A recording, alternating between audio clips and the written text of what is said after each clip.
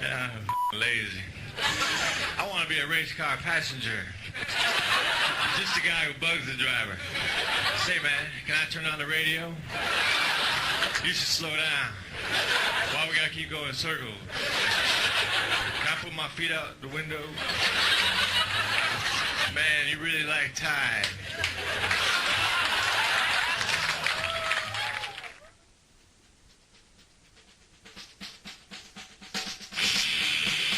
Austin like he knows the back of his hand, and he knows his hand. Shando, only on 98.9 KJFK. 20 minutes after the hour, welcome back to the Shannon Burke Show, FM Talk 98.9 KJFK. I'm here till 5. Clinton Ross up at 5 with Inside Sports. In the studio right now is about 47 people. Mitch Hedberg, who you just heard cut off his album, Strategic Grill Location. That's some funny stuff, dude. Oh, thank you. Right on. That was me. Mitch Hedberg, Tom Hester, Nancy Reed, and Eric Deacon. Actually, he was booked there, too. We were double booked. And we said, all right, well, oh, no kidding. Yeah, so we did them together. He was supposed to record a solo bass album, so he's got me on that. Mitch Hedberg will be tomorrow night, headlining tomorrow night at the Paramount. Yeah. That place will load it down with people, huh? Well, yeah, Judy Tenuta will, but I won't. Judy Tenuta. I'm hoping to draw some people. Is she still alive? She's playing it the next night. Oh, she is? Yeah. I guess she is alive then.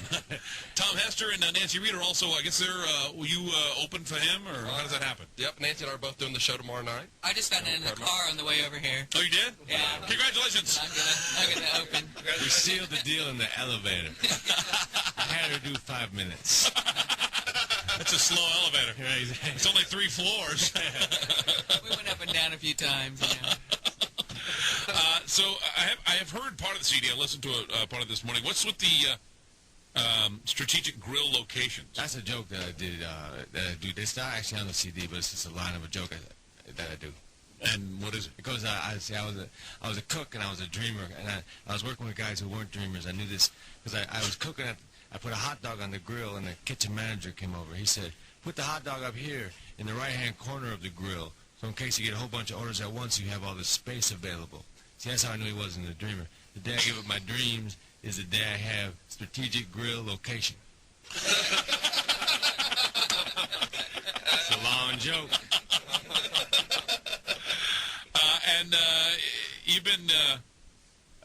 You've been through Austin many times, haven't you? Yeah. Are you from Texas? You're from around here, or what happened, sir? No, I've just been through here, but yeah, I've been here many times. But not from here. No, from Minnesota. But yeah, I like Texas. You live in Minnesota full time? No, I live in California. I just bought a house. I had a development deal from Fox. I didn't get a sitcom on the air, but I bought a house. Out of the development deal? My house is financed by Fox. I have a 22-episode deal with my house. If I don't like my house, I'll have to get rid of it. Whereabouts in L.A. is it? It's in Big Bear. It's a mountain community outside of Los Angeles, about an hour and a half from L.A.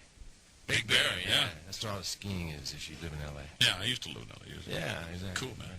Right on. First time to do a big place. You've done big places before. Bigger than Paramount, probably, huh? Yeah. I usually do, arenas, but I decided to downscale a bit. Keeping it real, I guess. I got tired of addressing the crowds and the bleachers. Make my neck sore. And maybe Nancy, you can answer some of these questions. We've been meaning to talk about this new Vagina Monologues, a new play. Yeah. Questions like, maybe Nancy can answer. Nancy, if your vagina got dressed, what would it wear? Silk. If it could talk, what would it say? Please, baby, please. Please, baby, please? Are you in touch with it, your vagina? Daily. All right. Yeah. Is that what possible? They say the purpose of this whole thing is so that women will get back in touch with their vaginas, and so that it'll reduce the stigma associated with you can't talk about vagina, you can't mention it, to raise the vagina consciousness. Well, there is a lot of prejudice against that. I do a lot of vagina jokes in my act, but I don't exactly call it that. What do you call it? Can you not say vagina in an act? Hedberg, you're a big star. Can't you say vagina? You have to say pussy. That's cat. Yeah. So I have a lot of pussycat jokes. Really? They don't like you to say vagina? And a lot of the managers ask me not to do the pussycat jokes when I play their club. Is it too medical? Like Tulsa, I've been banned in Tulsa. Because they don't have them there. You're kidding me. Yeah, you can say vagina, can't you? Sure you can, yeah. I don't know where Nancy's been performing. Tulsa. Hester's been thrown out a lot of places up in Amarillo, haven't you? Oh, I've been thrown out a lot of places. And I have some more, too, to get thrown out of. Do you? You've been thrown out of better places than this. He's a dreamer. Right, He's a dreamer. And I've been thrown out of there, too, dreamers. Strategic stage location. Strategic stage location.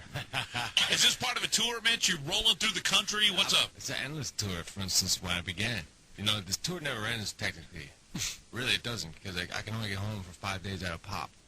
And then I got to get back on the road. So it's an endless tour. Really? So you tour constantly, huh? Yeah, I have to, because that's the only way I can make money.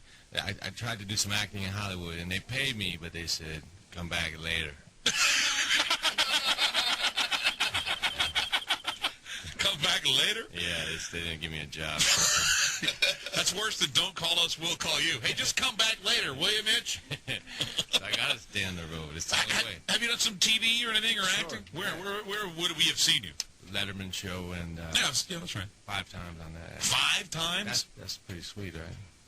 That's way sweet. I'm excited about that. But yeah, then I was on that 70s show for one episode. That's right. And that's all I've done. And then That's right. a movie, one scene in a movie with Peter Frampton was in the movie with me. I acted with Peter Frampton. Really? And we had to smoke pot for the scene, but it was fake pot, so I got to smoke fake pot with What was Peter it? Frampton. A cigarette or something? I don't know what it was, man. It was some weird movie fake pot. Stage weed. Right, stage weed. Totally Some true. weird movie fake pot. Did you hold it? Well, yeah, the movie was a period piece, so I smoked it out of a 70s steel pop can. You know, like those old cans? Yeah, you poked the hole. 70s, hell, I still got one of those. Those are awesome. It said Shasta. Did you pull on the whole? Did you put the whole thing on? Did you Yeah, oh yeah. the whole deal? I played the game, yeah.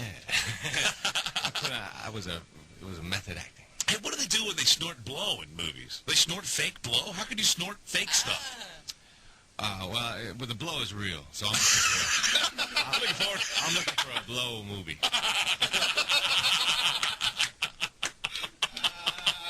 When you always see those guys, right?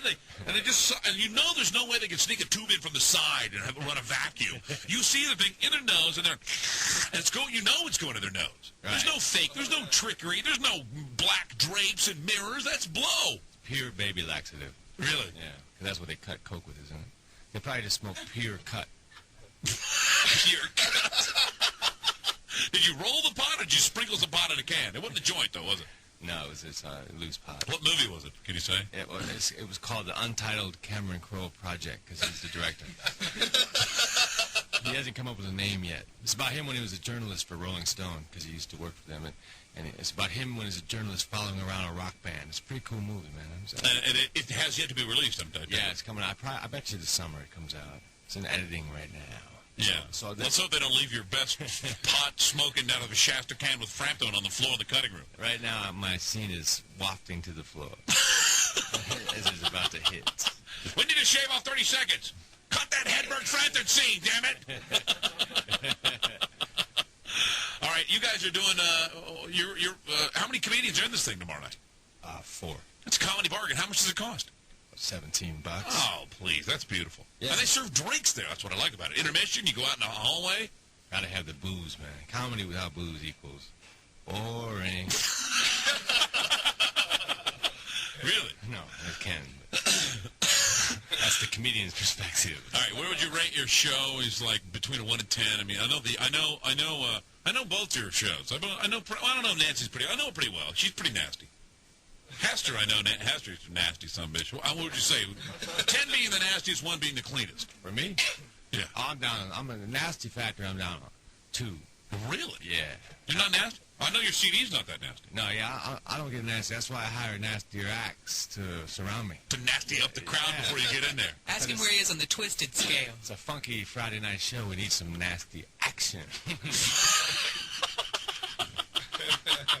Are you on drugs right now, man? No, unfortunately. Unfortunately, Eric didn't show up till late. You do know these guys. Eric Deacon, of course, joining us here as well. Would you go to see a play called The Vagina Monologues? Yeah. Here's what the deal is. It's a bunch of different women who talk about... The lady went out and she interviewed a bunch of different women. Rich women, poor women, black women, fat women, skinny women, white women, and asked them questions about their vagina, about their hair, about their periods, their clitoris, their angry vagina. There's one episode here called The Little Coochie Snorcher That Could. What are they angry about? I don't know.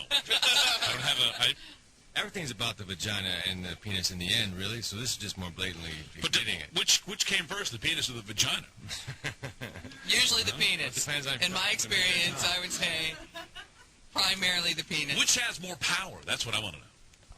Wait a second. Because women will say that the penis is like a baseball bat. It's like a sword. It's a weapon. Men can use it against me. But we all want the vagina. So doesn't the vagina hold the power? Yes. Well, depends on how much you work out. Depends on how much you work out.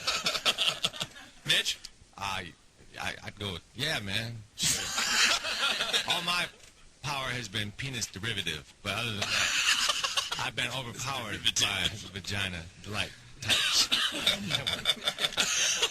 Now, your girlfriend did the artwork on the cover of this? Yeah, man. Well, that didn't take her that long. I went to let her, but that damn vagina power got in the way. She made me do. Oh, you wouldn't have let her do the... Okay. There's an example right here of vagina power. Exactly. His girlfriend designs the cover art of the CD. I didn't want it. But This your first CD? yeah, it's the first one. It's an hour-plus material, so it's going to take a while to have more. So it takes a while to write jokes, It does? Yeah, well, for me.